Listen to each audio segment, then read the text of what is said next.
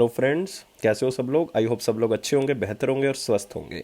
Welcome to fairs cloud learn to lead. मैं हूं आपका दोस्त आशु और आज हम डिस्कस करेंगे बहुत इंपॉर्टेंट करंट अफेयर्स 15 मई 2021 के, जिसमें आप दो बेस्ट इमेजेस यहां पे देख रहे हो। लेकिन आज हम बहुत इंपॉर्टेंट करंट अफेयर्स को डिस्कस करने वाले हैं, तो वीडियो को बिल्कुल लास्ट तक देखियो। और काफ़ी बच्चे सोच रहे होंगे कि सर आज शाम को वीडियो क्यों आया, तो आपको शायद मेरे बोलने से भी पता लग रहा होगा कि मेरी जो तबीयत है या आप कह सकते हो कि हेल्थ है वो ठीक नहीं है। तो मतलब बहुत ही मैं आपके लिए जो है वो ये करंट अफेयर लेके आया हूँ। Otherwise I am not able to even speak. तो मतलब बहुत ज़्यादा बुरी हालत में हूँ इस टाइम पीरियड पे। चलो तो हम स्टार्ट करते हैं आज का करंट अफेयर। लेकिन यार उससे पहले हम डिस्कस करेंगे हमारी एप्लीकेशन के बारे में जो है करियर्स क्लाउड। और इसको डाउनलोड करने के लिए आपको डिस्क्रिप्शन बॉक्स में एक लिंक दिया हुआ, वहाँ से आप इसको डाउनलोड कर सकते हो। तो मेरी आवाज़ थोड़ी सी लो भी लग रही होगी, तो आज के लिए आप इसको थोड़ा सा बियर कर लें। मे बी मंडे तक जो है वो थोड़ा सा डिफरेंस जो है वो हेल्थ में आ सके। तो आप इसमें लॉग इन कर सकते हैं अपनी ईमेल आईडी के थ्रू। क्रैक करंट अफेयर्स के ऊपर क्लिक करें और जैसे ही इसके ऊपर क्लिक करेंगे तो आप 1 साल की या फिर 2 साल की सब्सक्रिप्शन बाय कर सकते हैं। और इसमें जो आपका प्राइस लिया जाएगा वो बहुत ही कम है दोस्तों। एक बार मेरे कहने से चेक जरूर कर ले, प्राइस बहुत ही कम है। और इसके अंदर बहुत ही अच्छा क्वालिटी कंटेंट मिल रहा है। जैसे कि हम आपको डेली करंट अफेयर्स प्रोवाइड कर रहे हैं। इसमें 3 तरह के सेक्शंस होंगे। डिटेल करंट अफेयर होंगे उसी दिन के, क्वेश्चन एंड आंसर फॉर्मेट में करंट अफेयर्स होंगे उसी दिन के, और एक होगा क्विज सेक्शन जो डेली आप हमारी एप्लीकेशन के ऊपर अटेम्प्ट कर सकते हैं। नेक्स्ट होगा वीकली सेक्शन। वीकली सेक्शन में हम आपको 3 तरह के करंट अफेयर्स दे रहे हैं, जिसमें हर हफ्ते आपको मिलेगा detail current affair, question and answer format में करंट अफेयर्स हर हफ्ते, और क्विज सेक्शन जो हर हफ्ते आप हमारी एप्लीकेशन के ऊपर अटेम्प्ट कर सकते हैं। ऐसे ही हम आपको मंथली सेक्शन देंगे, लेकिन ये बहुत ही इंपॉर्टेंट पीडीएफ है आपके एग्जाम को ध्यान में रखते हुए। स्टडी पीडीएफ होगा जिसमें पूरे महीने का डिटेल्ड करंट अफेयर मिलेगा। क्वेश्चन एंड आंसर फॉर्मेट में करंट अफेयर होंगे पूरे महीने के। टॉप 100 मतलब बेस्ट 100 करंट अफेयर्स होंगे, वो भी क्वेश्चन एंड आंसर फॉर्मेट में, वो भी पूरे महीने के बेस्ट करंट अफेयर्स। और एक होगा पॉकेट पीडीएफ। अगर आप थ्रेटिकल फॉर्म में 2 लाइन में या 3 लाइन में करंट अफेयर को कवर करना चाहते हो तो आप इसको कवर कर सकते हो। तो ये तो हो गया मंथली, वीकली और डेली सेक्शन। लेकिन हम आपकी परफॉर्मेंस को और बेहतर बनाने के लिए हम आपको देते हैं स्मार्ट पीडीएफ, जिसको हम कहते हैं टॉपिक वाइज पीडीएफ। मतलब हम 20 बहुत ही इंपॉर्टेंट टॉपिक्स कवर करें हर एग्जाम के लिए जो बहुत इंपॉर्टेंट है। और आपको पर्टिकुलर उस टॉपिक की पीडीएफ उठानी है जो आपको लगता है कि मुझे जरूरत है एग्जाम से पहले रिवाइज करने की, तो आप यहां से रिवाइज कर सकते हैं। नेक्स्ट होगा बैंकिंग एस्पिरेंट्स के लिए एक सेक्शन लेके आए जिसमें 3 चीजें मिलेंगे बैंकिंग स्टूडेंट्स को। एक तो मिलेगा detail current affair only banking to economy का, क्वेश्चन एंड आंसर फॉर्मेट में करंट अफेयर्स, और एक होगा दोस्तों क्विज सेक्शन जो कि आप हमारी एप्लीकेशन के ऊपर अटेम्प्ट कर सकते हो। ओनली बैंकिंग और इकोनॉमी के क्वेश्चन उसमें आपको मिलेंगे। नेक्स्ट है दोस्तों एग्जाम पीडीएफ। ये उन बच्चों के लिए जो एक ही पीडीएफ से पूरे साल का करंट अफेयर रिवाइज करना चाहते हो। मतलब जितना भी पास्ट करंट अफेयर है, जैसे 4 महीने गुजर चुके हैं, तो उसके करंट अफेयर को रिवाइज करने के लिए आप जो है वो एग्जाम पीडीएफ का यूज करें। नेक्स्ट होगा स्पेशल करंट अफेयर जिसमें बजट और इकोनॉमिक सर्वे प्रोवाइड किया जा रहा है। इसमें हम आपको डिटेल तो प्रोवाइड कर ही रहे हैं, लेकिन साथ में आपको एक्सपेक्टेड क्वेश्चन एंड आंसर भी बता रहे हैं जो एग्जामिनर आपसे पूछ सकता है। और अगर आप स्टेट का एग्जाम दे रहे हो तो आप स्टेट करंट अफेयर्स भी पढ़ोगे, वो भी हम आपको प्रोवाइड कर रहे हैं। और हम हर स्टेट और यूनियन टेरिटरी को कवर कर रहे हैं। तो गाइज इसके लिए कोई अलग अलग सब्सक्रिप्शन नहीं है, सिर्फ एक ही सब्सक्रिप्शन है। आपने हमारी एप्लीकेशन को डाउनलोड करना है करियर्स क्लाउड को। आपने जो है वो अपनी ईमेल आईडी के थ्रू लॉगिन कर लेना है और क्रैक करंट अफेयर्स के ऊपर क्लिक करना है, तो आप 1 साल या 2 साल की सब्सक्रिप्शन ले सकते हो। एक बार प्राइस जरूर चेक कर लें, लोगे तो आप अपनी चॉइस से और देख के कंटेंट को। लेकिन आप जो है एक बार प्राइस चेक कर ले, बहुत ही कम प्राइस पे हम दे रहे हैं और 10% एक्स्ट्रा डिस्काउंट मिलेगा अगर आप इस कोड को क्या करोगे, यूज करोगे। तो गाइस अगर आपकी कोई क्वेरी है तो आप ऐसे इस ईमेल आईडी पे हमें कॉन्टैक्ट कर सकते हो और इस नंबर पे आप कॉन्टैक्ट भी कर सकते हो, या इसी मेल कर दें या फिर नंबर पे आप डायल कर लें, या फिर किसी भी वीडियो में कमेंट में छोड़ दें। अभी मैं 2-3 दिन से देख नहीं पा रहा कमेंट्स, लेकिन अदरवाइज जैसे ही मैं ठीक होता हूं तो मैं कमेंट्स आपके जरूर रिप्लाई करूंगा। तो दोस्तों स्टार्ट करते हैं फिर आज का करंट अफेयर 15 मई 2021 का। और मैं कोशिश करूंगा कि मैक्सिमम टू मैक्सिमम इंफॉर्मेशन आप तक पहुंचा सकूं, क्योंकि मैं बहुत लंबे समय तक जो है वो लगातार बोल नहीं पाऊंगा, जिसके कारण जो है वो थोड़ी सी प्रॉब्लम आ सकती है। लेकिन अदरवाइज मैं कोशिश करूंगा कि मैक्सिमम टू मैक्सिमम इंफॉर्मेशन आप तक पहुंच सके। तो लेकिन यार वीडियो को लाइक जरूर कर दें। 700+ लाइक्स हमें चाहिए इस वीडियो के ऊपर। और सब्सक्राइब करना है अपने चैनल को अगर आप पहली बार देख रहे हैं, और शेयर कर दे वीडियो को मैक्सिमम टू मैक्सिमम। और स्टार्ट करते हैं मोस्ट इंपॉर्टेंट क्वेश्चन सेक्शन के साथ। और पहला क्वेश्चन है, who sets world record by climbing mount Everest twice in the shortest span of just 4 days। तो क्वेश्चन बहुत ही सिंपल है, बहुत ही इंटरेस्टिंग है कि कौन सा ऐसा बंदा है जो माउंट एवरेस्ट को 2 बार जो है वो उसने फतेह कर लिया। माउंट एवरेस्ट के ऊपर 2 बार वो चढ़ गया, लेकिन उसने ये रिकॉर्ड दोस्तों 4 दिन में ही पूरा कर लिया। क्योंकि ऐसे तो बहुत से बंदे हैं जो 2 बार क्या बहुत बहुत बार चढ़ चुके हैं, लेकिन ये उसने 4 दिन में ही कवर कर लिया। और नाम है दोस्तों इस बंदे का मिंगमा तेंजी शेरपा। तो आंसर याद कर ले दोस्तों, आंसर क्या होगा, बी होगा। तो मिंगमा तेंजी शेरपा। और मैं बहुत ही इंटरेस्टिंग इंफॉर्मेशन आपको माउंट एवरेस्ट के रिलेटेड यहाँ पे बताने वाला हूँ। जैसे कि आप ये क्वेश्चन तो आप कर लोगे कि 4 दिन में उसने ये कवर कर लिया, पूरा रिकॉर्ड बना लिया। 43 ईयर्स ओल्ड है, कौन सी कंट्री से बिलोंग करता है? नेपाल से, माउंटेन गाइड है, तो बाय डिफॉल्ट उनको नॉलेज जो है वो ज़्यादा होगी। और दूसरी सबसे इंपॉर्टेंट चीज़, माउंट एवरेस्ट की हाइट। तो कोई आपसे पूछे, क्योंकि हमने इस क्वेश्चन को कवर किया हुआ है कि 884.86 मीटर जो है वो इसकी हाइट हो गया, क्योंकि 0.86 जो है वो रिसेंटली इंक्रीज्ड वर्जन में चाइना की तरफ से जो है वो इसकी सेस किया गया था, तो उसमें ये आया है और सबसे शॉर्टेस्ट टाइम पीरियड पे किया गया। इससे पहले ये रिकॉर्ड दोस्तों किसके पास था? ये था अंशु जामसेंगपा, जो कि इंडिया से बिलोंग करती हैं और ये वुमेन है, याद रखना ये वुमेन है। और ये रिकॉर्ड इनके पास था कि इसने 2 बार जो है वो माउंट एवरेस्ट को फतेह किया, लेकिन 118 घंटे में। लेकिन 4 दिन की अगर बात करेंगे तो 96 आवर्स में ही जो है उसको कवर कर लिया। इन्होंने 118 आवर्स में किया था।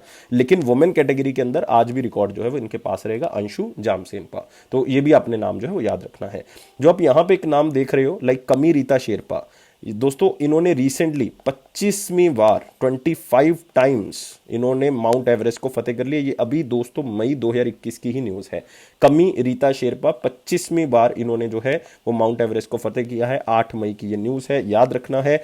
और वर्ल्ड की हाईएस्ट पीक को इन्होंने फतेह किया है। इससे पहले इनका ही रिकॉर्ड था 24 का, इन्होंने 25 अब कर लिया, मतलब अपना ही रिकॉर्ड जो है वो तोड़ रहे हैं। जो आप यहाँ पे देख रहे हो नवांग गोम्पू, दोस्तों ये भी नाम जो है वो इंपॉर्टेंट है। क्यों? ये ऐसे पहले पर्सन है जिन्होंने 2 बार जो है वो माउंट एवरेस्ट को फतेह किया था। फर्स्ट पर्सन तो आपको पता है यार, Edmund Hillary and Tenzing Norgay, जिन्होंने माउंट एवरेस्ट को फतेह किया था। एडमंड हिलेरी जो है वो न्यूजीलैंड से हैं और तेंजिंग नॉर्गे जो है वो नेपाल से हैं। लेकिन नवांग गोम्बू वो पर्सन है ऐसे जिन्होंने 2 बार जो है माउंट एवरेस्ट को सबसे पहली बार फतेह किया था। वो भी कहां से बिलोंग करते हैं? नेपाल से। और ये बात है 1965 की। और जब मैं बात कर रहा हूं एडमंड हिलेरी और तेंजिंग नॉर्गे की, तो मैं बात कर रहा हूं 1953 की। और अगला आप देख रहे हो लहाकपा शेरपा। जैसे कि आपने कहा, कमी रीता शेरपा जो है 25 बार एक ऐसा बंदा बन चुका है जो सबसे ज्यादा बार माउंट एवरेस्ट को चढ़ चुका है। तो यार वुमेन में भी कोई ना कोई होगा, तो वुमेन में वो नाम किसका है? लहाकपा शेरपा। ये याद रखना है, ये वुमेन है लहाकपा शेरपा।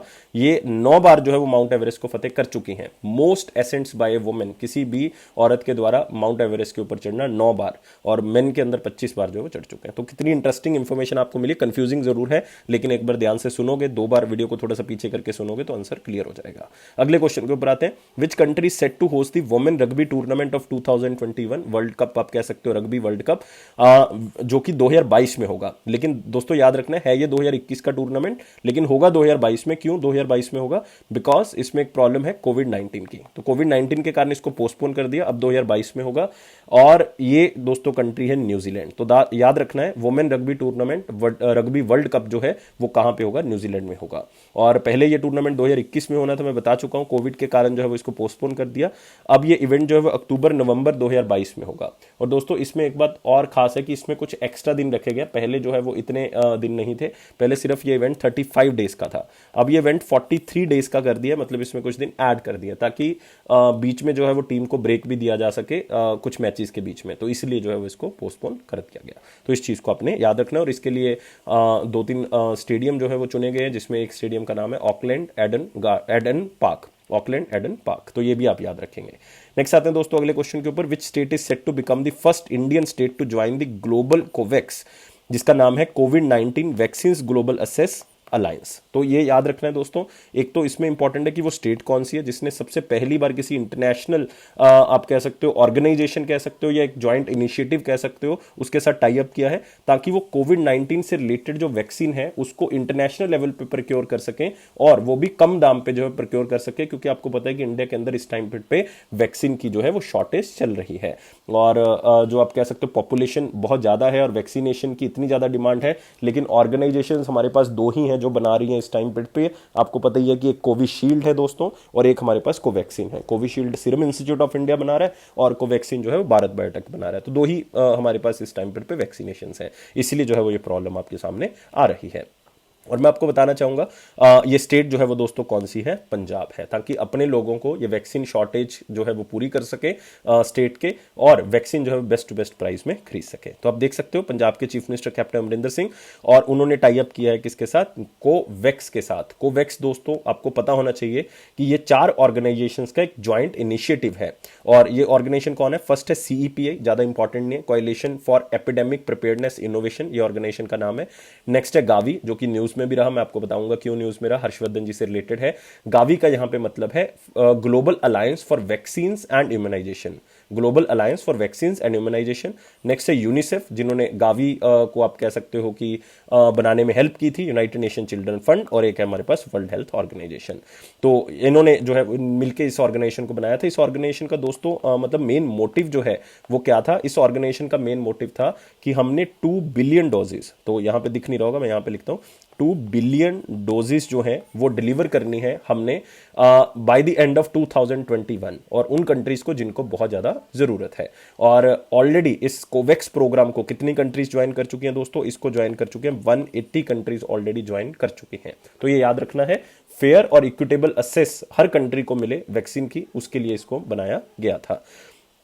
तो आप यहां पे देख सकते हैं ये क्यों ज्वाइन किया है वो मैं आपको बता चुका हूं, वैक्सीन शॉर्टेज को पूरा करने के लिए। रीसेंट रिलेटेड न्यूज़ में दोस्तों याद रखना है कि कोवैक्स जो है वो दोस्तों 2 अगस्त 2020 में इसको बनाया गया था ताकि वैक्सीनेशन जो है वो सबको मिल सके। लेकिन आपने याद रखना है कि इसमें इंडिया के जो हेल्थ मिनिस्टर हैं हमारे हर्षवर्धन जी, उनको इसका मेंबर भी बनाया गया है, गावी बोर्ड का मेंबर बनाया गया। तो इनके बनने के बाद जो है वो टोटल कितने मेंबर्स हो जाते हैं गावी बोर्ड में, 28 मेंबर हो जाते हैं। और गावी के बारे में दोस्तों याद रखना है कि इसका हेडक्वार्टर एक जगह पे नहीं है, 2 जगह पे है। एक तो जिनेवा में है, एक कहां पे, वाशिंगटन डीसी है, मतलब यूनाइटेड स्टेट्स ऑफ अमेरिका। एक कहां पे होगा, स्विट्जरलैंड में।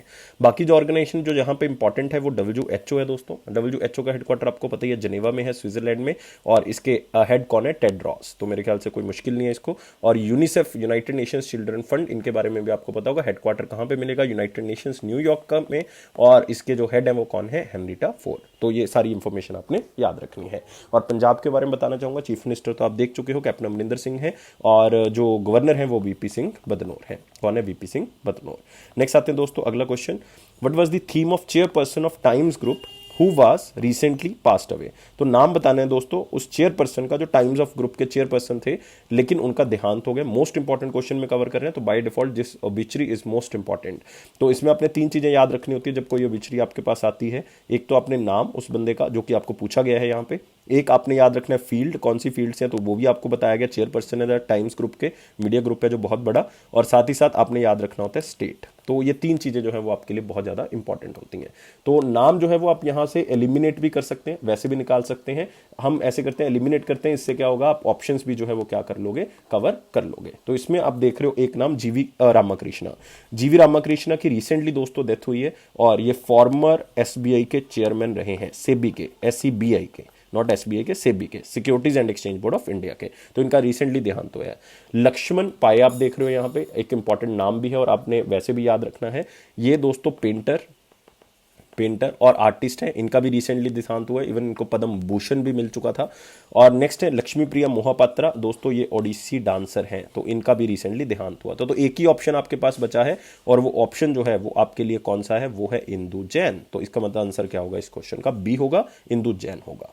तो आप देख सकते हो यहाँ पे इंदु जैन का फोटो, पद्म भूषण है, ये अवार्डी है पद्म भूषण की, टाइम्स ग्रुप की तरफ से जो है वो चेयरमैन नॉमिनेट की गई थी, चेयरमैन बनी थी, और इंदु जैन का देहांत हो गया है। और ये चेयरमैन बनी थी टाइम्स ग्रुप का 1999 में, और इन्होंने टाइम्स फाउंडेशन की शुरुआत की थी 2000 में, जो सोशल वर्क या सस्टेनेबल डेवलपमेंट के ऊपर काम करता था। और ये फिक्की की लेडीज ऑर्गेनाइजेशन की पहली प्रेसिडेंट रही हैं दोस्तों। यहां पे 2 क्वेश्चन और इंपॉर्टेंट हो गए। फिक्कीज का लेडी ऑर्गेनाइजेशन ग्रुप जो वुमेन एंटरप्रेन्योर्स को हेल्प करता है, वो 1983 में स्टैब्लिश किया गया था, और उसकी पहली प्रेसिडेंट कौन थी, ये इंदु जैन थी दोस्तों। लेकिन इसमें एक क्वेश्चन और बहुत इंपॉर्टेंट है। वो क्वेश्चन क्या है कि अभी रिसेंटली जो है वो एक पर्सन को लगाया गया था फिक्की की जो है वो लेडीज ऑर्गेनाइजेशन का नया प्रेसिडेंट, वो भी आपने याद रखना। और हमने रिसेंटली इस क्वेश्चन को कवर किया 3-4 दिन पहले, और नाम है उनका जहनबी। क्या नाम है, जहनबी फुकान। जहनबी फुकान जो है वो रिसेंटली प्रेसिडेंट बनाई गई है किसकी, लेडीज फिकीस ऑर्गेनाइजेशन। और फिकी का तो आपको पता ही, उदय शंकर जी हैं, तो वो बहुत पुरानी न्यूज़ हो चुकी है, क्योंकि जो संगीता रेड्डी जी वो जा चुकी हैं। इनको लाइफ टाइम अचीवमेंट मिल चुका है इंडियन कांग्रेस ऑफ वुमेन का, तो ये ज़्यादा इंपॉर्टेंट है क्योंकि इनको और भी अवार्ड्स मिल चुके हैं। पद्म भूषण मिल चुका है बाय डिफॉल्ट 2016 में, तो ये अपने आप में एक बहुत बड़ी अचीवमेंट है। तो नाम याद रखना है, प्रोफेशन याद रखना है और साथ ही फिकी एलओ या एफएलओ के बारे में याद रखना है। यहां से क्वेश्चन बन सकता है, उम्मीद है यहां से क्वेश्चन बनेगा, तो इस चीज के बारे में याद रखेंगे और बाकी ऑप्शंस आपने याद रखने जो मैंने अभी आपको बता दी हैं। नेक्स्ट आते हैं दोस्तों वेरी इंपॉर्टेंट क्वेश्चन सेक्शन के ऊपर। वेरी इंपॉर्टेंट क्वेश्चन सेक्शन में आगे बढ़ने से पहले 700 से ज्यादा लाइक्स करने हैं यार, सब्सक्राइब करने हैं चैनल को, शेयर करना है मैक्सिमम टू मैक्सिमम। और पहला क्वेश्चन है वेरी इंपॉर्टेंट में, विच यूटी बिकम द सेकंड हर घर जल यूटी। तो मतलब कौन सी यूनियन टेरिटरी जो है वो सेकंड हर घर जल यूटी बन चुकी है, मतलब उसने 100% जो टैप वाटर कनेक्शन वाटर है वो पहुंचा दिया है अपने स्टेट के या यूनियन टेरिटरी के लोगों को, क्योंकि यूटी की बात करें तो यूनियन टेरिटरी के लोगों को। तो सबसे पहले आपको बताना चाहिए फर्स्ट कौन सी थी। फर्स्ट थी दोस्तों अंडमान निकोबार। रिसेंटली इस क्वेश्चन को हमने अप्रैल में कवर किया है। तो फर्स्ट यूटी थी अंडमान निकोबार, जिसने अपने जितने भी हाउस होल्ड है उनको 100% वाटर पहुंचाया। और फर्स्ट स्टेट कौन सी थी दोस्तों? फर्स्ट स्टेट थी गोवा। फर्स्ट स्टेट थी गोवा, सेकंड स्टेट थी तेलंगाना। तेलंगाना, ये याद रखना है। और इसका मतलब फोर्थ ओवरऑल स्टेट और यूटी की कैटेगरी में और यूनियन टेरिटरी की कैटेगरी में दूसरी, ये कौन सी बन चुकी है? पुडुचेरी। तो आंसर दोस्तों इसका क्या होगा? सी होगा। पुडुचेरी ऐसी यूनियन टेरिटरी है जो दूसरी तो यूनियन टेरिटरी लेकिन फोर्थ ओवरऑल स्टेट और यूटी की लिस्ट में ये ऐसी स्टेट बन चुकी है, यूटी बन चुकी है, जो हर घर जल जो है वो प्रोवाइड कर दिया इन्होंने, 100% टैप वाटर कनेक्शन प्रोवाइड कर दिए हैं। और इसका मतलब आपको पता ही 100% पाइप वाटर कनेक्शन जो रूरल हाउस होल्ड में लगाए जाएंगे अंडर द जल जीवन मिशन, जिसकी डेडलाइन क्या है? 2024 तक पूरे इंडिया में रूरल हाउस होल्ड तक 100% पानी जो है वो पहुंचा दिया जाएगा। 100% फंक्शनल टैप वाटर जो है वो प्रोवाइड कर दिया जाएगा। तो इसका मतलब ये important question, very important question है, मोस्ट इंपॉर्टेंट में कवर कर सकते थे लेकिन पहली नहीं थी दूसरी थी, तो इसलिए हमने इसको वेरी इंपॉर्टेंट क्वेश्चन में कवर किया। और इवन जो हमारा यूनियन बजट है 2021-22 का, उन्होंने जल जीवन मिशन के लिए स्पेशली 50,000 करोड़ रुपए जो है वो रखे भी हुए हैं स्पेशली फॉर द जल जीवन मिशन। और मैं आपको बता दूं, अभी हम पंजाब की बात करके हटे हैं और एक यूटी और बता देता हूं आपको, Daman and Diu and Dadra and Nagar Haveli, जो कि कंबाइन कर दी गई है। ये दोनों ऐसी यूटी और स्टेट्स बन जाएंगी अभी रिसेंटली, मतलब ये भी 100% होने वाला है इनका, क्योंकि ये 75% जो है वो ऑलरेडी कवर कर चुके हैं अपने रूरल हाउस होल्ड, तो 100% होने वाला है इनका भी, तो ये याद रखना है। और पुडुचेरी के रिसेंटली नए चीफ मिनिस्टर कौन लगाए गए? एन रंगास्वामी। और गवर्नर कौन है? तामिलिसाई। कौन है? तामिलिसाई सौंदरराजन। और मैं आपको बताना चाहूंगा ये तेलंगाना की भी गवर्नर हैं, लेकिन इनको एडिशनल चार्ज दिया गया पुडुचेरी का, क्योंकि किरण बेदी जी रिसेंटली जो है वो एज ए गवर्नर हटाई गई थी पुडुचेरी की। और पुडुचेरी को 1 नवंबर 1954 में इनको जो है वो क्या किया गया था, इस पुडुचेरी को ऐड किया गया था। तो ये चीजें जो है वो आपने क्या रखनी है? याद रखनी है। और first state Goa, second state Telangana, first UT Andaman Nicobar, second UT Puducherry. अगले क्वेश्चन के ऊपर बढ़ेंगे। Which space agency has signed an agreement with Axiom Space to send the first private astronaut mission to the International Space Station? तो यार इसमें दो चीजें बहुत इंपॉर्टेंट है कि एक तो ये पहला प्राइवेट एस्ट्रोनॉट मिशन है जिसमें वो 4 एस्ट्रोनॉट्स को कहां पे भेजेंगे? इंटरनेशनल स्पेस स्टेशन में भेजेंगे। इंटरनेशनल स्पेस स्टेशन बहुत ही जल्दी इसकी वैलिडिटी खत्म होने वाली है, ये एक्सपायर होने वाला है। ये दोस्तों 2024 में जो है वो क्या हो जाएगा? रिटायर हो जाएगा। तो इसके बाद चाइना ऑलरेडी अनाउंस कर चुका है कि हम इंटरनेशनल स्पेस स्टेशन जो है वो 2023 के एंड में या 25 तक जो है वो ले आएंगे। तो मतलब ये एक ही जो है वो हमारे पास रह जाएगा, चाइना का इंटरनेशनल स्पेस स्टेशन। चाइना बहुत ज़्यादा जो है वो काम कर रहा है स्पेस प्रोग्राम्स के ऊपर। तो ये एजेंसी है दोस्तों नासा, याद रखना आपने। नासा का मतलब है national aeronautics and space administration, जो ये लॉन्च करेंगे किस कंपनी के साथ मिलकर? प्राइवेट कंपनी है जिसका नाम है ऑक्सियम स्पेस, जो कि 4 एस्ट्रोनॉट्स को कहां पे भेजेंगे? इंटरनेशनल स्पेस स्टेशन पे भेजेंगे। याद नहीं रखना कौन कौन से 4 एस्ट्रोनॉट है, क्योंकि बहुत से मिशन चल रहे हैं 4 एस्ट्रोनॉट वाले, तो कंफ्यूज हो जाओगे उसमें, ना ही किसी ने पूछना है। और इसमें स्पेस एक्स का एक जो है वो कैप्सूल यूज किया जाएगा, क्रू ड्रैगन कैप्सूल, जो कि इनको इंटरनेशनल स्पेस स्टेशन में वहां पे लेके जाएगा। कितने दिन रुकेंगे स्पेस स्टेशन पे? 8 दिन ये लोग रुकेंगे वहां पे। तो नासा और एक्सियम का सबसे पहला प्राइवेट एस्ट्रोनॉट मिशन है जो कि स्पेस स्टेशन पे भेजने के लिए हुआ, और इस मिशन का नाम है एक्सियम मिशन 1, AX1 भी कह सकते हो इसको। 4 एस्ट्रोनॉट भेजे जाएंगे नासा कैनेडी स्पेस सेंटर से, यूनाइटेड स्टेट्स ऑफ अमेरिका से, और 8 दिन का ये मतलब आप कह सकते हो कि वहां पे रहने का प्रोग्राम जो इन्होंने बनाया है। और इंटरनेशनल स्पेस स्टेशन के बारे में जरूर याद रखेंगे, 2024 में जो रिटायर हो जाएगा। इसरो भी कह चुका है कि हम जो है वो इंटरनेशनल स्पेस स्टेशन अपना लॉन्च करेंगे, लेकिन अभी कब होगा इसकी कोई डेडलाइन नहीं है, क्योंकि उन्होंने कहा है कि 5 से 7 साल लग सकते हैं, जब गगनयान मिशन जो कि इंडिया का पहला ह्यूमन स्पेस फ्लाइट प्रोग्राम होगा उसको लॉन्च करने के बाद जो है 5-7 साल लग सकते हैं इसको, तो वो अपना इंटरनेशनल स्पेस स्टेशन लॉन्च कर देंगे। और आपको पता है यार, अक्टूबर 2020 में एक बहुत इंपॉर्टेंट न्यूज आई थी, क्वेश्चन आ चुका है वैसे ये, कि नॉर्थ रोप ग्रूमन जो एक छोटा स्पेस क्राफ्ट है वो सप्लाई के लिए यूज किया जाता है, तो उसका नाम जो है वो एसएस कल्पना चावला करके जो है वो रखा गया था। जो एस्ट्रोनॉट कल्पना चावला है वो फर्स्ट इंडियन बॉर्न वुमेन जो है स्पेस के अंदर एंटर किया था, तो उनके नाम से इसको रखा गया है। तो ये सारी इंफॉर्मेशन याद रखनी है दोस्तों। नासा के बारे में खासतौर से हमेशा कहता हूं कि इनके एडमिनिस्ट्रेटर रिसेंटली अपॉइंट किए जो बाइडेन ने, वो कौन है? Bill Nelson. ये नाम जो है वो आपने भूलना नहीं है। 14th एडमिनिस्ट्रेटर है ये नासा के, मतलब नंबर कोई नहीं पूछेगा, बिल नेल्सन जो है वो नाम याद रखना है। और जो आप कह सकते हो ऑक्सीजन स्पेस है, ये भी यूनाइटेड स्टेट्स ऑफ अमेरिका की कंपनी है, लेकिन ये प्राइवेट स्पेस कंपनी है। जैसे हमारे यहाँ पे अग्निकुल है वैसे ही वहां पे ऑक्सीजन स्पेस है। तो अगले क्वेश्चन के ऊपर बढ़ते हैं। अगला क्वेश्चन है, who has set up the cov aid portal, a dedicated platform to monitor all the कोविड-19 aid received by the government of India.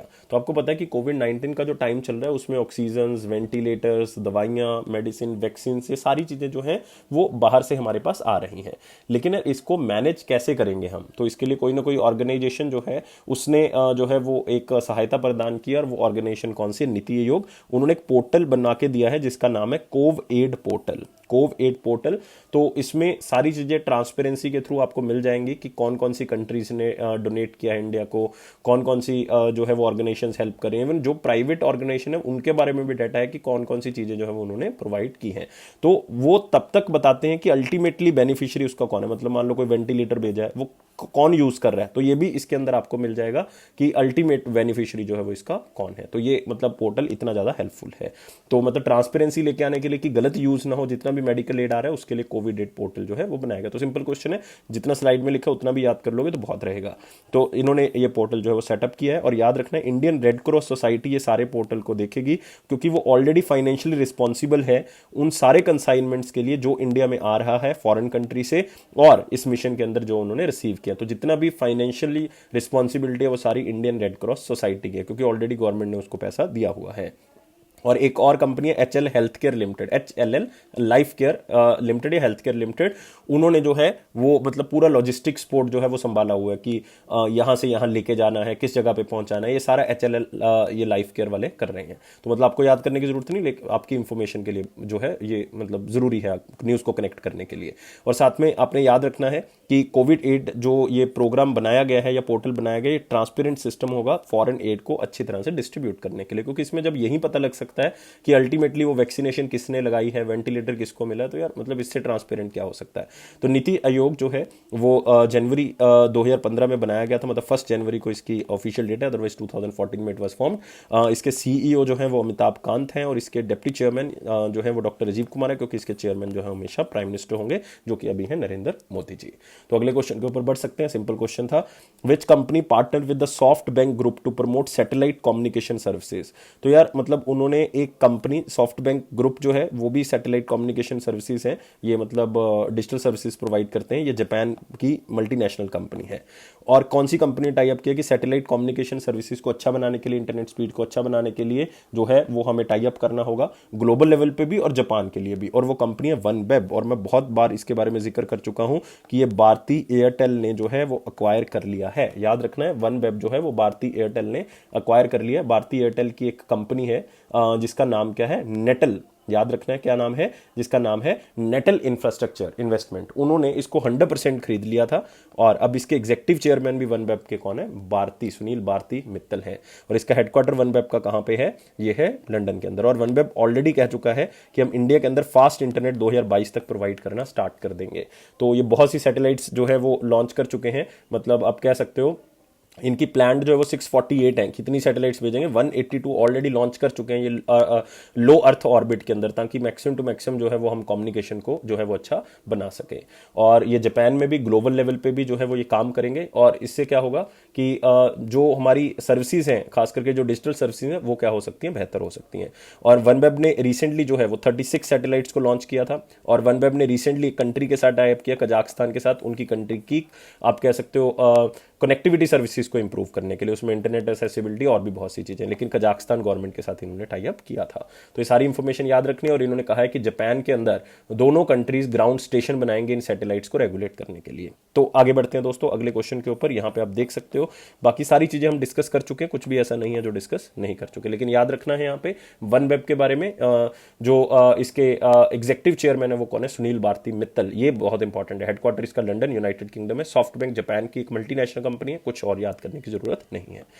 Next आते हैं eminent writer and veteran journalist Homen या Homen Borgohain was passed away and he was famous writer of which language. मतलब ये तो पता लग रहा है कि उनकी फील्ड कौन सी थी, फील्ड थी राइटर। तो अब फील्ड जो है वो मतलब राइटर है, तो राइटर बहुत सी लैंग्वेज के हो सकते हैं, तो यहाँ पे आपने बतानी है लैंग्वेज। वो लैंग्वेज आप बता सकते हो अगर आपको ये पता होगा कि स्टेट कौन सी है। वहीं तीन चीजें याद रखनी है, फील्ड, स्टेट और नाम। नाम आपको यहाँ पे पता लग रहा है होमेन जी है। स्टेट आपको अगर मैं बता दूं तो आप लैंग्वेज बता दोगे, स्टेट कौन सी, असम, तो लैंग्वेज कौन सी होगी, असमीज होगी। तो आप इनका फोटो देख सकते हो यहाँ पे, होमेन बोरगोहेन, ये एक्टिव वेटरन जर्नलिस्ट रहे हैं और साहित्य अकेडमी अवार्ड भी इनको मिल चुका है। इनकी एक नॉवल थी बहुत ही फेमस जिसका नाम था पिता पुत्र, तो इन्होंने लिखी थी असमीज लैंग्वेज में। 1978 में इनको साहित्य अकेडमी अवार्ड मिला था इस नॉवल के लिए। और खास करके जो असम के स्टूडेंट है यार, उनके लिए तो ये मोस्ट इंपॉर्टेंट क्वेश्चन है। और जर्नलिज्म से इन्होंने करियर स्टार्ट किया, फिर ये न्यूज़पेपर्स के साथ जुड़े और ये चीफ एडिटर रहे हैं दोस्तों एक न्यूज़पेपर का जिसका नाम है नियोमिया बर्ता। तो ये मतलब फिर से असम के बच्चों के लिए मैं ये लाइन कवर कर रहा हूँ, अगर अदरवाइज बाकी बच्चों को याद करने की जरूरत नहीं कि न्यूज़पेपर जो है वो कौन सा है, बाकी बच्चों को याद करने की जरूरत नहीं है। तो नेक्स्ट क्वेश्चन के ऊपर बढ़ते हैं इसी के साथ। लेकिन दोस्तों यहाँ पे स्टेट हमारे पास कौन सी आ चुकी है, असम आ चुकी है। तो याद रखना है असम के नए चीफ मिनिस्टर दोस्तों, ये बहुत ही इंपॉर्टेंट होने वाला क्वेश्चन और ये क्वेश्चन आ जाएगा। और मैंने आपको बताया था कि असम के जो चीफ मिनिस्टर हैं वो कौन है। असम के चीफ मिनिस्टर हैं हिमंत बिस्वा शर्मा। कौन है, हिमंत बिस्वा शर्मा। और इनके बारे में जो है वो थोड़ा सा आपने याद रखना है। और दूसरा, इनके गवर्नर, जो असम के गवर्नर हैं दोस्तों, वो क्वेश्चन अभी रिसेंटली जो है वो एक एग्जाम में आके हटा, तो गवर्नर और चीफ मिनिस्टर आपको धीरे धीरे करके याद हो जाएंगे, कोई रट्टा लगाने की जरूरत नहीं है। कौन है, जगदीश मुखी। कौन है, जगदीश मुखी। और बहुत ही इंपॉर्टेंट नेशनल पार्क्स आपको असम के अंदर मिल जाएंगे, Raimona national park, Nameri national park कहाँ पे मिलेगा आपको, असम के अंदर। काजीरंगा दोस्तों यहाँ पे मिल जाएगा, यहाँ पे मानस मिल जाएगा, यहाँ पे दिब्रू सैखोवा मिल जाएगा। ये बायोस्फीयर रिजर्व भी है दोस्तों दिब्रू सैखोवा। तो ये सारी चीजें आपने याद रखनी है। Next, RB excluded which bank from the second schedule of the RB act of 1934 भी यहाँ पे लिख सकते हो आप। तो आरबी एक्ट से सेकंड शेड्यूल जो है वो किस बैंक को जो है वो उससे निकाल दिया गया है। तो सबसे पहले आपको यार यही पता होना चाहिए कि ये सेकंड शेड्यूल क्या होता है। तो मैं आपको बता दूं कि जो आरबीआई का सेकंड शेड्यूल होता है उसमें वो बैंक आते हैं जो ऑलरेडी शेड्यूल्ड बैंक्स होते हैं। जो कौन से होते हैं, शेड्यूल्ड बैंक्स होते हैं, जैसे कि commercial banks, scheduled cooperative banks. तो ये बैंक्स जो है वो किसके अंदर आते हैं, second schedule of RBI act of 1934, तो उनको कहा जाता है। तब उसमें एक बैंक को निकाल दिया गया है। क्यों निकाल दिया गया है दोस्तों, क्योंकि ऑलरेडी ये जो काम चल रहा है वो नवंबर 2020 से चल रहा है। नवंबर 2020 में क्या हुआ था कि इस बैंक के अंदर जो है वो कैश की प्रॉब्लम आ गई। तो इस बैंक के ऊपर रिस्ट्रिक्शन लगा दी 30 दिन की कि आप ज्यादा से ज्यादा जो है वो 25,000 रुपए जो है वो क्या कर सकते हो, विड्रॉल कर सकते हो। इससे ज्यादा जो है वो आप पैसे नहीं निकाल सकते। तो ये जो है वो रिस्ट्रिक्शन इसके ऊपर लगा दी गई थी, लेकिन ये 30 दिन की थी। फिर इसके बाद फैसला तो कोई लेना था, तो नवंबर में इस बैंक को मर्ज कर दिया गया था किसके साथ, डीबीएस बैंक के साथ, डीबीएस इंडिया बैंक के साथ। क्योंकि एक इसके लिए नॉन एग्जेक्टिव चेयरमैन लगाए गए थे जो कैनरा बैंक के थे, टीएन मनोहरन जी। तो उन्होंने ये सलाह दी कि हाँ ठीक है कि मैं इसको चला लूंगा 30 दिन के लिए, लेकिन डीबीएस इंडिया के साथ इसको क्या कर दिया गया, मर्ज कर दिया गया। तो जब मर्ज कर दिया गया तो बाय डिफॉल्ट इसका जो है वो सेकंड शेड्यूल से अब निकालना जो है वो लाजमी था। तो उसी टाइम पे वैसे ही अनाउंस कर दिया गया था कि इसको निकाल दिया जाएगा। तो बाय डिफॉल्ट जो है वो अब इसको निकाल दिया, क्योंकि मर्ज हो गया तो बाय डिफॉल्ट निकल जाएगा। तो लक्ष्मी विलास बैंक जो है वो डीबीएस इंडिया के अंदर मर्ज हुआ है, एक तो ये याद रखना है, और इसको second schedule of the RBI act 1934 से निकाल दिया गया है। और मैं आपको बताना चाहूंगा शेड्यूल्ड बैंक बनने के लिए पेड अप कैपिटल रिक्वायरमेंट कितनी है, 5 लाख रुपए है। ठीक है, याद रखना है 5 लाख से कम नहीं होनी चाहिए। वो एलिजिबल हैं सेकंड शेड्यूल ऑफ आरबीआई के एक्ट में आने के लिए 1934 के लिए। और लक्ष्मी विलास बैंक उस बैंक में से आता है, क्योंकि दो बैंक ऐसे थे जो यार 2020 में मतलब चर्चा का विषय रहे हैं। एक तो येस बैंक रहा है, एक लक्ष्मी विलास बैंक रहा है। लेकिन येस बैंक को तो किसी न किसी तरह से गवर्नमेंट ने बचा लिया, स्टेट बैंक ऑफ इंडिया के थ्रू जो है वो उसके अंदर बहुत से पैसा डलवा दिया, 7250 मतलब 7250 करोड़ रुपए की कैपिटल जो है इन्फ्यूज कर दी। और 45% स्टेक जो है वो किसके पास चला गया, एसबीआई के पास चला गया, येस बैंक का। तो येस बैंक को रिवाइव करने की आज भी कोशिश चल रही है, लेकिन फिर भी आपने याद रखना है। और यहां पे आप देख सकते हो लक्ष्मी विलास बैंक जो है वो सेकंड शेड्यूल से बाहर निकाल दिया गया है। और दोस्तों याद रखना है एक बात और आपने कि यहाँ पे डिप्टी गवर्नर जो आरबीआई के रिसेंटली पॉइंट किए गए वो पॉइंट किए गए टी रविशंकर। कौन अपॉइंट किए गए? T Ravi Shankar recently appoint किए गए हैं। और दूसरी बात जो आपने इसके अंदर याद रखनी है कि एक अपॉइंटमेंट थी एम राजेश्वर राव की। किसकी? एम राजेश्वर राव की। वो रिसेंटली क्या बनाए गए थे? नए आरआरए बनाए गए थे। क्या बनाए गए थे दोस्तों? नए आरआरए बनाए गए थे। आरआरए का मतलब क्या है? ये 1 साल के लिए बॉडी बनाई जाती है जिसका काम क्या होगा कि आरबीआई की जो गाइडलाइंस है उसको देखना, रेगुलेटरी इंस्ट्रक्शंस को देखना, और इसलिए आरआरए का मतलब क्या है? Regulatory review authority. तो उसके एम राजेश्वर राव चेयरमैन है। अगले क्वेश्चन के ऊपर आते हैं। Which payment bank launched a digital platform for gold investment DigiGold. तो मैं कल आपको सॉवरेन गोल्ड स्कीम के बारे में समझा के हटा हूं पूरा का पूरा कि क्या होती है, किस तरह से डिमांड और सप्लाई के ऊपर इफेक्ट होता है। तो अब एक पेमेंट बैंक जो है वो डिजिटल गोल्ड जो है वो सप्लाई करेगा, डिजिटल गोल्ड के अंदर लोगों को इन्वेस्ट करवाएगा। तो अदरवाइज क्या होगा कि आप घर में गोल्ड लेके आओगे, फिर बेचोगे उसको, तो फिजिकल गोल्ड जो है वो मार्केट में कम हो जाएगा, तो डिमांड उसकी बढ़ जाएगी, प्राइस बढ़ जाएगा। तो उससे बचने के लिए डिजी गोल्ड की जो है वो शुरुआत की गई, और ये प्लेटफॉर्म दोस्तों स्टार्ट किया गया इंडिया का पहला पेमेंट बैंक। और वो पहला बैंक कौन सा है? Airtel payment bank. लेकिन ये गोल्ड एयरटेल पेमेंट बैंक को कौन प्रोवाइड करेगा? डिजिटल गोल्ड की कोई फैसिलिटी जो है वो मतलब कोई ना कोई कंपनी तो प्रोवाइड करेगी। उसके लिए इन्होंने टाई अप किया सेफ गोल्ड, जो कि डिजिटल गोल्ड प्रोवाइडर है। उन्होंने कहा है कि वो डिजी गोल्ड के माध्यम से जो है, मतलब इस प्रोग्राम के माध्यम से जो है वो एयरटेल पेमेंट बैंक की हेल्प करेंगे। और जो एयरटेल पेमेंट बैंक के सेविंग कस्टमर, अकाउंट कस्टमर्स हैं, वो एयरटेल थैंक्स ऐप के ऊपर जाके इस 24 कैरेट गोल्ड को परचेज कर सकते हो, और कोई मिनिमम इन्वेस्टमेंट नहीं। अगर 1 रुपया भी आप लगाना चाहते हो वो भी आप लगा सकते हो। और इसको सेफ गोल्ड जो है वो मतलब आप प्लेटफॉर्म पे रख सकते हो, मतलब इसके साथ टाई अप है, तो बाय डिफॉल्ट इस इनके वॉलेट के अंदर जो है वो स्टोर रहेगा। इसकी कोई एक्स्ट्रा कॉस्ट जो है वो आपसे नहीं ली जाएगी। तो मतलब आप कह सकते हो कि अगर डिजिटल गोल्ड में जो लोग इन्वेस्ट करना चाहते हैं, जो मानते हैं कि प्राइस जो है वो गोल्ड का बढ़ेगा, तो वो यहाँ पे क्या कर सकते हैं? इन्वेस्ट कर सकते हैं। तो यहाँ पे बात हो रही है दोस्तों एयरटेल पेमेंट बैंक की। एयरटेल पेमेंट बैंक के बारे में बताना चाहूंगा, ऐसा पहला पेमेंट बैंक बन गया आरबीआई की गाइडलाइंस के अकॉर्डिंग, जिन्होंने डिपॉजिट लिमिट 1 लाख से बढ़ा के कितनी कर दी है? 2 लाख कर दिया। ये अकॉर्डिंग टू आरबीआई गाइडलाइंस है, और ये पहला बैंक है। और इन्होंने लोगों को मतलब आप कह सकते हो लालच देने के लिए इन्होंने कह दिया है कि अगर आपका अमाउंट 1 से 2 लाख तक रहेगा, क्योंकि पहले तो लिमिट 1 लाख थी, तो लोग 1 लाख से कम कम ही रखते थे, तो अब 1 से 2 हो चुकी है। तो अगर 1 से 2 लाख तक रहेगा तो आपको इंटरेस्ट जो है वो डिपॉजिट के ऊपर वो 6% मिलेगा दोस्तों। तो लोग जो है वो इसका मतलब पैसे जो है वो इसमें ज्यादा रखना स्टार्ट करेंगे। तो एयरटेल पेमेंट बैंक पहला बैंक है, मैंने आपको बताया था जनवरी 2017 में इसको स्टैब्लिश किया गया था। हमने इसको क्वेश्चन ऑफ द डे में कवर किया हुआ है। हेडक्वार्टर इसका न्यू दिल्ली है, और इसके एमडी और सीईओ कौन है? अनुब्रता विश्वास। कौन है? अनुब्रता विश्वास। तो याद रखना दोस्तों, अगले क्वेश्चन के ऊपर बढ़ सकते हैं। Which country hosted first BRICS employment working group meeting in virtual format? बहुत ही सिंपल क्वेश्चन है, बहुत ही सिंपल क्वेश्चन है। अगर आपको यह पता है कि ब्रिक्स 2021 की अध्यक्षता कौन सा कंट्री कर रहा है, तो आंसर जो है वो क्या होगा? इंडिया होगा दोस्तों। तो इंडिया में ये मीटिंग हुई है, और ये किसकी मीटिंग है? ये है एम्प्लॉयमेंट वर्किंग ग्रुप की। मतलब इसमें लेबर फोर्स, वुमेन एम्पावरमेंट, इसके बारे में बात की गई है कि किस तरह से लेबर फोर्स के अंदर वुमेन की हम जो लीडरशिप है उसको इंक्रीज कर सकते हैं, वुमेन रोल इंक्रीज कर सकते हैं। किस तरह जो है वो अब लेबर के अंदर इनफॉर्मलाइजेशन आ चुकी है, घर से काम कर रहे हैं या कहीं और से काम कर रहे हैं, तो वो मतलब दोबारा से किस तरह से फॉर्मलाइजेशन लेके आ सकते हैं, वहीं वर्किंग आवर्स उतना ही टाइम, तो ये कैसे लेके आ सकते हैं, कोविड-19 को किस तरह से टैकल करेंगे लेबर फोर्स के अंदर। तो ये सारी बातें यहाँ पे डिस्कस की गई हैं। और यहाँ पे दोस्तों आपके पास 3 ऑप्शंस और दिख रहे हैं। Singapore, world economic forum, yes बहुत इंपॉर्टेंट है, ज्यादातर आपने देखा होगा ये दावोस में होता है स्विट्जरलैंड में, लेकिन इस बार ये सिंगापुर में हो रहा है 2021 में।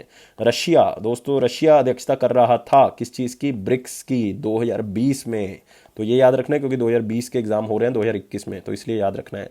इटली अध्यक्षता कर रहा है G20 की 2021 में। 2020 में कौन कर रहा था? सऊदी अरेबिया कर रहा था, सऊदी अरेबिया। तो इस तरह से करंट अफेयर्स को थोड़ा सा याद रखें, याद रखें। ये मतलब कोई ऐसे याद रखने की कोई बड़ी बात नहीं है, आपने सिर्फ रोज रिवाइज करते रहना चीजों को। रिवाइज करोगे 1 घंटा आपने देना है सिर्फ करंट अफेयर्स के ऊपर, आपका मतलब हो ही नहीं सकता कि कोई करंट अफेयर मिस हो जाए आपका। तो first BRICS employment working group जो है वो हेल्ड हुई कहां पे? इंडिया में। तो बहुत ज्यादा चीजें इसमें नहीं याद करनी, ना ही कुछ इंपॉर्टेंट है। कौन सी स्टेट ने मिशन ऑक्सीजन स्टार्ट किया है? थर्ड वेव ऑफ कोविड-19, अभी तो दूसरी मतलब मान रहे हैं कि दूसरी चल रही है इंडिया के अंदर, तो माना जा रहा है कि अक्टूबर नवंबर जो भी WHO है या हमारे इंडिया के जो हेल्थ मिनिस्ट्री से एसोसिएटेड लोग हैं वो कह रहे हैं कि तीसरी वेव आएगी अभी, जो और भी खतरनाक होगी। तो उसमें हमें पहले ही जो है वो तैयारियां कर लेनी चाहिए, क्योंकि हम सेकंड में तैयारियां नहीं कर पाए थे, क्योंकि हमें ये था कि कोविड वाज ओवर नाउ। तो अब जो है वो दूसरी वेव आई है, तीसरी, चौथी भी कह रहे हैं कई लोग आएंगे, लेकिन हमें जो है वो अपने ऑक्सीजन की जो इस बार प्रॉब्लम आई थी उसको दूर करना होगा। इसके लिए ऑक्सीजन कैपेसिटी को बढ़ाना होगा। और ये स्टेट है दोस्तों कौन सी? महाराष्ट्र। उद्धव ठाकरे जी जो है वो क्या है? चीफ मिनिस्टर है, उन्होंने इसको जो है मिशन ऑक्सीजन को लॉन्च किया है। और आपने याद रखना है इन्होंने कैपेसिटी बताई है कि 3000 मेट्रिक टन ऑक्सीजन हर रोज जो है वो हम बनाएंगे। और थर्ड वेव ऑफ कोविड 19 से बचाएंगे।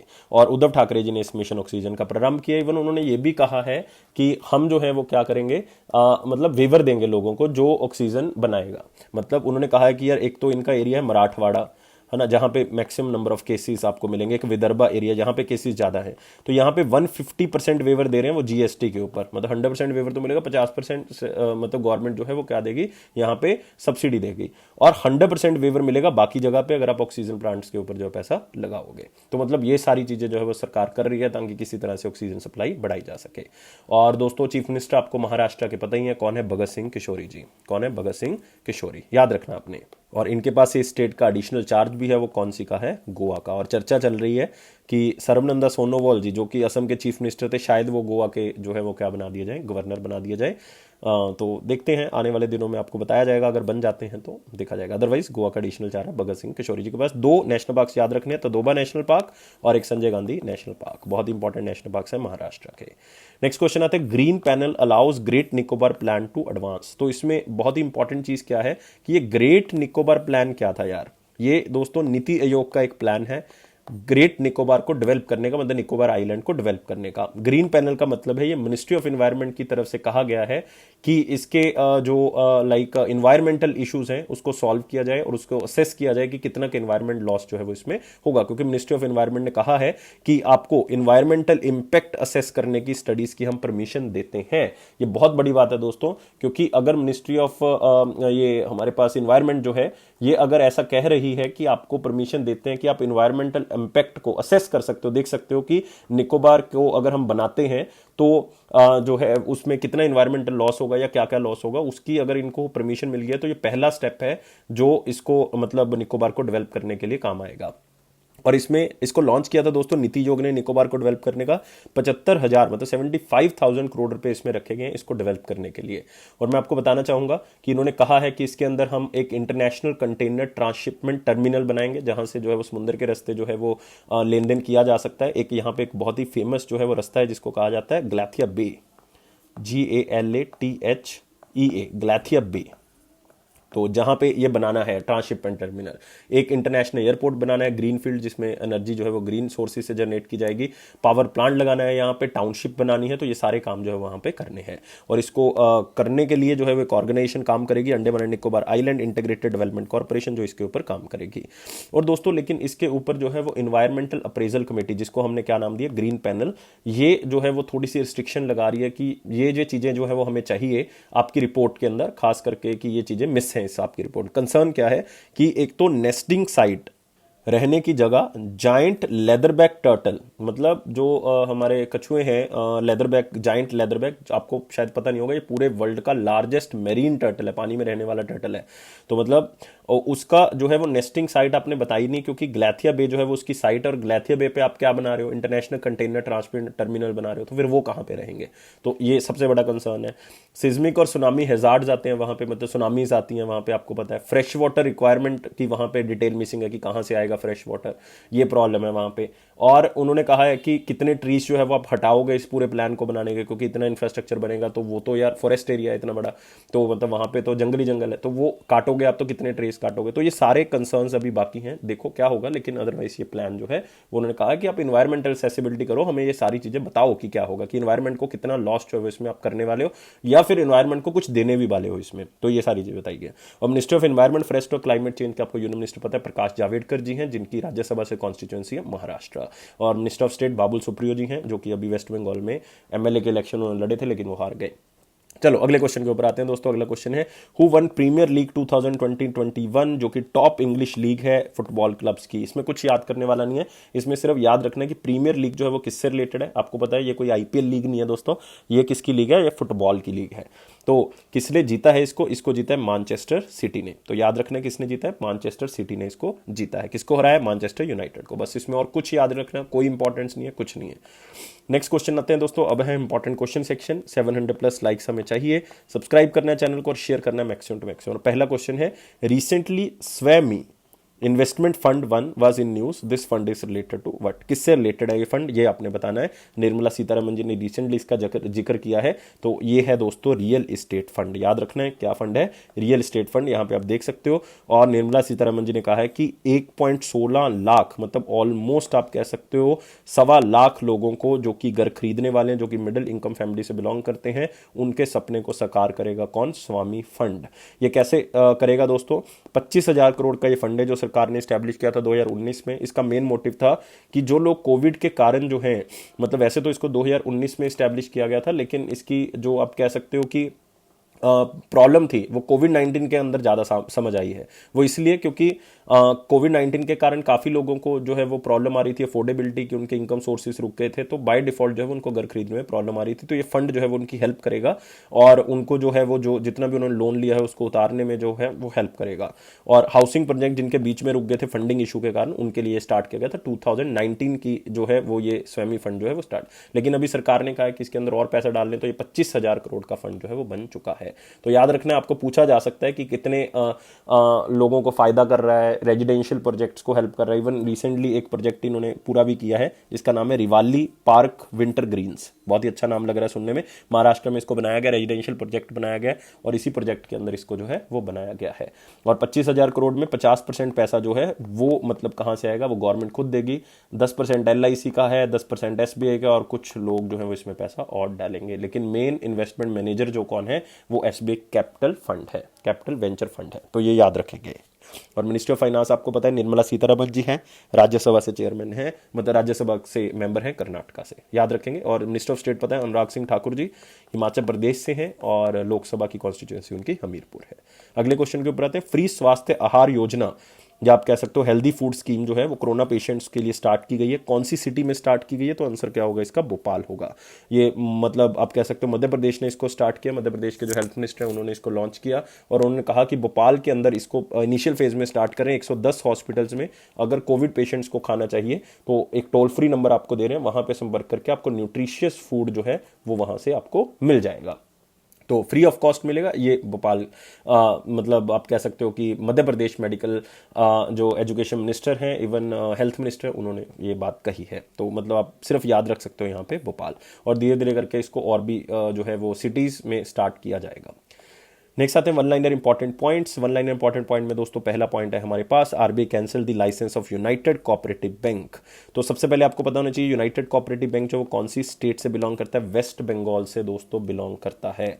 और खास बात क्या है इसमें, खास बात है कि RBI ने इसको कैंसिल किया क्योंकि बैंक के पास एडिक्वेट कैपिटल नहीं है और ना ही अर्निंग का कोई साधन है, जिसके कारण जो है वो इसका लाइसेंस जो है वो क्या कर रहे हैं, कैंसिल कर रहे हैं। तो याद रखना है सिर्फ कि कहां से बिलोंग करता है। नेक्स्ट सकते हैं KP Sharma Oli reappointed as the prime minister of Nepal. तो मैं आपको बताना चाहूंगा 3-4 दिन पहले ही KP Sharma Oli ji vote of confidence हार चुके थे, मतलब नो कॉन्फिडेंस मोशन इनके खिलाफ जो पास हुआ, ऑपोजिशन ने वोटिंग की और इनके पास मेजोरिटी जो है वो चली गई, क्योंकि मेजोरिटी के लिए 136 सीट्स जो है वो इनको खास करके चाहिए थी और ओली जी के पास ये सीट्स कम हो गई थी तो उनकी सरकार गिर चुकी थी। फिर ऑपोजिशन को चांस दिया गया कि आप सरकार बना लो, लेकिन यार ऑपोजिशन के पास भी मेजोरिटी नहीं आई, तो प्रॉब्लम क्या हो गई, जो लार्जेस्ट सीट्स हैं जिनके पास उनको दोबारा से सरकार बनाने का मौका दिया गया। फिर KP शर्मा ओली जी दोबारा से प्राइम मिनिस्टर बन चुके हैं। तो मतलब 2000 आप कह सकते हो कि ये पहले भी बन चुके हैं, 2015 से 16 में एक बार ऐसा ही हुआ था, 2018 से अब 21 तक रहे थे, अब 21 में एक बार हट गए, फिर दोबारा बन गए हैं। तो मतलब अभी इनको 30 दिन का टाइम दिया गया कि भाई मेजोरिटी साबित करो, अगर नहीं कर पाए तो फिर हट जाएंगे। तो एक बार 136 सीट चाहिए मतलब यहाँ पे, और 275 टोटल स्ट्रेंथ है, इसमें से 165 डायरेक्टली इलेक्टेड होकर आते हैं, कुछ प्रोपोर्शनल रिप्रेजेंटेशन है, लेकिन हमें कोई जानने की इसमें कोई इच्छा नहीं है, ना ही हमने जानना है, ना ही हमारे लिए इंपॉर्टेंट है। तो याद रखना है इसको। करेंसी नेपलीज रूपी है और प्रेसिडेंट है विद्या देवी भंडारी जी। कैपिटल आपको पता है काठमांडू। नेक्स्ट आते हैं Kazakhstan tennis player Roman Kashnov given 10 year ban for the corruption, मतलब 10 साल का बैन लग गया। टेनिस प्लेयर है, नाम है रोमन कशनोव, कौन सी कंट्री से बिलोंग करते हैं, कजाकिस्तान। इतना ही पढ़ लोगे, आपका क्वेश्चन अगर आ जाता है तो कवर हो जाएगा, अदरवाइज बहुत से कंट्रीज के जो प्लेयर्स हैं उनके ऊपर बैन लग रहा है अलग अलग गेम के अंदर, खास करके क्रिकेट के अंदर अगर आप देखोगे। नेक्स्ट आते हैं grow W acquired India bulls mutual fund for 175 crore. सिर्फ इसी स्टेटमेंट को याद रखें, आपका और कोई भी क्वेश्चन जो है वो नहीं आता। वन लाइनर का मतलब ही ये होता है जनरली कि आपने सिर्फ उतनी स्टेटमेंट को ही क्या रखना है, याद रखना है। 175 करोड़ में जो है वो बेच दिया गया है। किसको? इंडिया बुल्स म्यूचुअल फंड्स को। किसको बेच दिया गया? ग्रो डब्ल्यू, ऑनलाइन एक इन्वेस्टमेंट प्लेटफॉर्म है, तो उनको बेच दिया गया है। और ग्रो डब्ल्यू जो है वो दोस्तों कर्नाटका में इसका हेडक्वार्टर है। और मतलब बस इतना की याद रखें और इसमें कुछ याद करने की जरूरत नहीं है। नेक्स्ट आते हैं EAMPL science MOU with the Beowulf mining to set up joint venture in Finland. तो फिनलैंड के अंदर जो है वो एक जो है वो ज्वाइंट वेंचर बनाने की कोशिश है। एक इंडिया की कंपनी है जिसका नाम है epsilon advance material. Epsilon advance material, आप कह सकते हो कि इसका हेडक्वार्टर मुंबई महाराष्ट्र में है। और इन्होंने कहा है कि हम एक जो यूनाइटेड किंगडम की कंपनी है जिसका नाम है बियोवल्फ माइनिंग पब्लिक लिमिटेड, तो वहाँ उनके साथ साइन अप करेंगे और हम मतलब यूरोप नेशन के अंदर, पूरे यूरोप कॉन्टिनेंट के अंदर लिथियम आयन बैटरी इकोसिस्टम को इंप्रूव करेंगे और एक बहुत ही अच्छी कंपनी बन के सामने आएंगे, जिसमें रॉ मटेरियल फिनलैंड और यूरोप में जो मैन्युफैक्चरिंग के लिए चाहिए तो उसमें जो है वो क्या करेंगे, हम प्रोवाइड करेंगे वो मटेरियल, और लिथियम आयन बैटरीज जो है वो वहाँ पे बनाएंगे। तो इतना ज़्यादा इंपॉर्टेंट नहीं है, इसलिए इसको वन लाइनर में कवर कर रहे हैं। Next, Indian overseas bank got share holders note for ₹4100 crore infusion bye the government. तो इंडियन ओवरसीज बैंक में जो है वो गवर्नमेंट ऑफ इंडिया का शेयर बढ़ चुका है, क्योंकि 4100 करोड़ इन्फ्यूज किया था गवर्नमेंट ऑफ इंडिया ने। तो इसमें शेयर होल्डिंग बढ़ चुकी है। मैं आपको एग्जैक्ट डाटा भी बता दूंगा, लेकिन इतना ज्यादा इंपॉर्टेंट नहीं एग्जैक्ट डाटा कि कितने % शेयर जो है वो उनका इंक्रीज हुआ है, ये इतना ज्यादा इंपॉर्टेंट नहीं है। लेकिन ऑलमोस्ट आप कह सकते हो कि अगर आप पॉइंट्स में बात करोगे तो 0.50% जो है वो ऑलमोस्ट क्या हो गया, उनका शेयर जो है वो इंक्रीज हो गया है। इस चीज को बस थोड़ा सा आप याद रखो, अदरवाइज कुछ याद करने की जरूरत नहीं है कि कितने से कितना % जो है वो हो गया है। तो इंडियन ओवरसीज बैंक के बारे में दोस्तों आपने याद रखना है। इंडियन ओवरसीज बैंक के बारे में क्या याद रखोगे कि ये 1937 में इसको बनाया गया था। चेन्नई तमिलनाडु इसका हेडक्वार्टर है। टैगलाइन है good people to grow with, और MD और CEO है श्री पार्था प्रीतम सेन गुप्ता। पार्था प्रीतम सेन गुप्ता। नेक्स्ट आते हैं दोस्तों क्वेश्चन ऑफ द डे। 14 मई 2021 का क्वेश्चन क्या था? क्वेश्चन था which was the first cooperative bank establish in India. तो बहुत से लोगों ने तो इस क्वेश्चन को पकड़ लिया, क्योंकि ये सारे के सारे ग्रामीण बैंक है जो आप यहाँ पे देख रहे हो, तो ये सारे के सारे RRBs हैं, ना कि कोऑपरेटिव बैंक्स। तो आंसर इसमें कोई भी नहीं है। तो जो आंसर है वो काफी बच्चों ने बता दिया था, और मुझे बहुत खुशी हुई यार कि जिन बच्चों ने आंसर बताया, लेकिन काफी लोग प्राथमा बैंक बता रहे थे। प्राथमा बैंक दोस्तों पहला RRB है, फर्स्ट रीजनल रूरल बैंक है, जो गांधी जी के बर्थडे के दिन 2 अक्टूबर 1965 में स्टैब्लिश किया गया था। मतलब उस टाइम पीरियड पे आप कह सकते हो 65 नहीं, यहाँ पे 75, 1975 में इसको स्टैब्लिश किया गया था। और उस टाइम पीरियड पे जो हमारे पास सरकार थी वो कौन सी थी? हमारे पास इंदिरा गांधी जी की सरकार थी। उन्होंने रूरल बैंकिंग के ऊपर फोकस किया। फिर नाबार्ड की शुरुआत हुई। चलो उसके ऊपर नहीं बात करेंगे, कोऑपरेटिव बैंक के ऊपर बात कर रहे थे। तो कोऑपरेटिव बैंक, जो पहला कोऑपरेटिव बैंक था दोस्तों, वो था अनियोना कोऑपरेटिव बैंक। याद रखना है, अनियोनिया कोऑपरेटिव बैंक। और ये कौन से ईयर में स्टैब्लिश किया गया था? 1889 में इसको दोस्तों क्या किया गया था? स्टैब्लिश किया गया था। और 2007 में रिजर्व बैंक ऑफ इंडिया ने इसके ऊपर जो है वो आप कह सकते हो कि रिस्ट्रिक्शंस लगा दी थी कि आप जो है वो मोस्ट ऑफ द ऑपरेशन जो है वो रोक दोगे। 2008 में इसको बंदी कर दिया गया, क्योंकि इनके पास जो है वो प्रॉपर जो है वो पैसा नहीं था। तो मतलब आपने सिर्फ याद रखना है कि कौन सी जगह पे इसको खोला गया। बड़ौदा के अंदर खोला गया था। ये इसलिए खोला गया था कि जो मनी लेंडर्स हैं, क्योंकि हम बात करें 1889 की, तो ब्रिटिशर्स के कंट्रोल में था उस टाइम पे। तो मनी लेंडर ने बहुत ज़्यादा तंग किया हुआ था, खास करके किसानों को ज़्यादा इंटरेस्ट लेते थे, इसलिए इस कोऑपरेटिव बैंक की शुरुआत जो है वो की गई थी। अनोन्या सहकारी मंडली के द्वारा जो है वो इसको खोला गया था 1889 में। अब आते हैं क्वेश्चन ऑफ द डे। बहुत ही सिंपल क्वेश्चन है दोस्तों, बहुत ही इंपॉर्टेंट है। Which of the following organization is the mutual fund market regulator. Mutual fund को कौन कंट्रोल करता है, उसकी रेगुलेटिंग बॉडी कौन सी है? तो सिंपल क्वेश्चन लेकिन इंपॉर्टेंट क्वेश्चन। आप मुझे कमेंट बॉक्स में आंसर बताओगे।